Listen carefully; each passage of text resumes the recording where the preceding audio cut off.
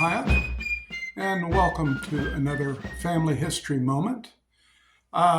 Today is March the 3rd, and 2025. And so today is the anniversary of the Battle of Brier Creek in the American Revolution. This is a battle that was fought in Georgia, March 3rd, 1779. The battle was fought near what is now the town of Sylvania, Georgia. We had several ancestors who were involved in this battle, possibly as many as 3. The 3 that I believe may have been there, well, 2 I know for sure. One is William McWaters, and the second one is James Gilmore, and the third is George Cowan. So I'll explain that a little bit. So I don't know whether everybody is familiar with William McWaters and is aware of the fact that we're related to him. So today is March 3rd. We're coming up on St. Patrick's Day. And so William McWaters was an Irishman. He had immigrated from County Cork. He was a first-generation immigrant during the time of the American Revolution. And so he came over from Ireland, and once he was here, when the struggle for independence began, he was on the side of American independence. Let me explain a little bit about how we get to him from our family. So I have several pictures here. So this first photo is our great-grandfather, or my great-grandfather. This is Jeff Davis Hyatt. Jeff Davis lived in Heard County, Georgia. My life and his cross by a few months. He was born in 1861. I was born in 1960. And so when I was a baby, my dad and mom went to Jeff's 99th birthday party, and they brought me along. And so there's a photo of all 4, me, my father, my grandfather, and my great-grandfather, all sitting together in a row. There's also another photo of him holding me. So although I was much too young to remember, his life and mine actually crossed, and he saw me and held me. So that's Jeff Davis. Now, there is something else you need to notice in this photo of Jeff. Jeff is holding a photo. The photo that Jeff Davis Hyatt is holding is the photo of his father. Now, his father died in 1862 when Jeff was a baby. Jeff thought for a while that he had never seen his father, but that was not true. He had, but he didn't remember it. But his father, Pleasant Woodard Hyatt, died in a Union prison camp in 1862. So I have that photo. I have the photo that Jeff Hyatt was holding. This is the original. I do not take it out very often. It's a very fragile and a precious thing. This is my great-great-grandfather, Pleasant Woodard Hyatt.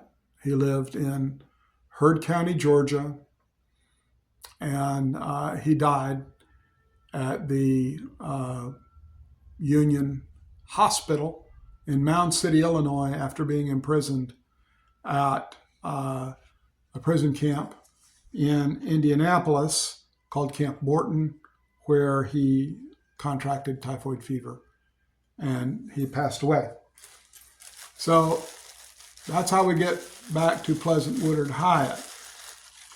So beyond Pleasant Woodard Hyatt, we have one more photograph. And that's a photograph of his mother.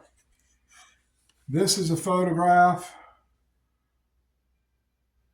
of Edith McWaters. So Edith McWaters is the mother of Pleasant Woodard Hyatt. Now, her grandfather is William McWaters. As I said, he was an Irishman. That shows in his estate. He was, one of the things that he did on his farm was he had the equipment to try to make fine linen out of flax, and that is a very Irish thing to do. William McWaters made a claim against the government, the American government, for the replacement of his goods that he lost in the Battle of Brier Creek. So we know for sure that he was at Brier Creek. He claims that he lost his horse and bridle, a rifle gun, and his saddlebags. So essentially all of his kit as a soldier was lost at Brier Creek. Now, James Gilmore is my fifth great-grandfather on my mother's side in a direct line. So James Gilmore was also there, but he came late. So James Gilmore arrived on the battlefield with soldiers under Francis Locke coming from North Carolina. But when they arrived there, the battle had already taken place and the Americans were retreating. So they just helped and assisted the soldiers as they were leaving the battlefield and protected them, but they were not in the battle directly. George Cowan, however, George Cowan is also on my father's side. He was a Scot. He was a Presbyterian elder. He lived in Jefferson, Georgia, and he was an elder at Thyatira Presbyterian Church. George Cowan also presented a claim for the loss of a horse. And the time period where he lost it is given as being before the siege of Charleston. Well, the Battle of Brier Creek is just before the siege of Charleston. Also, he was serving under a Captain Robert Smith. Captain Robert Smith fought at Brier Creek with his soldiers, and he was part of the Salisbury Brigade coming from North Carolina. What happened in the battle was that General Ashe chose a very bad place to have a battle. He fought in an area that was like an upside-down triangle. He had the Savannah River on his right side, and he had Brier Creek at his back and going up to his left. And so when he arrived on the battlefield, he was concerned about a bridge that was over Brier Creek to his left. So he sent his cavalry, his horse soldiers, which would have been William McWaters' group, up there to make sure that the bridge was destroyed. They went up there and they saw that, yes, the bridge was destroyed. The British should not be able to cross. And then they turned around and returned back to Ashe's camp. Unfortunately, after they left, the British constructed a pontoon bridge across the creek and were able to cross. So they were unaware that the British had crossed the creek. So then the following day, Ashe sent them up to secure another bridge. Well, in the meantime, the British came down upon them, and they were trapped. They had the Savannah River on one side and Brier Creek on the other, and they had no place to go. There was some Continentals, but it was mostly militia, And many of them didn't have guns. The ones that had guns, many of them didn't have the correct ammunition. There was a lot of different calibers, and trying to get your gun matched up with the right cartridge didn't work too good. So the British attacked, and the Americans broke. And there was really only one way to get away, and that was to get across one of the two rivers. So most of them probably swam for it, which is why William McWaters lost everything he had crossing the river. There was a group of Georgians there under Samuel Elbert. They fought. They were surrounded. They fought till the very end. Elbert himself was almost killed, but he was saved by a British officer who kept him from being bayoneted. So even though this was an American loss, they did not give up. General Greene said of the campaign in the South, he says, "We fight, we get beat, we rise up, and we fight again."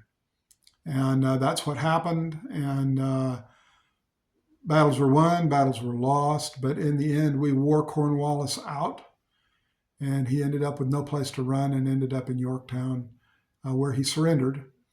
And our family was a considerable part of that. Thank you.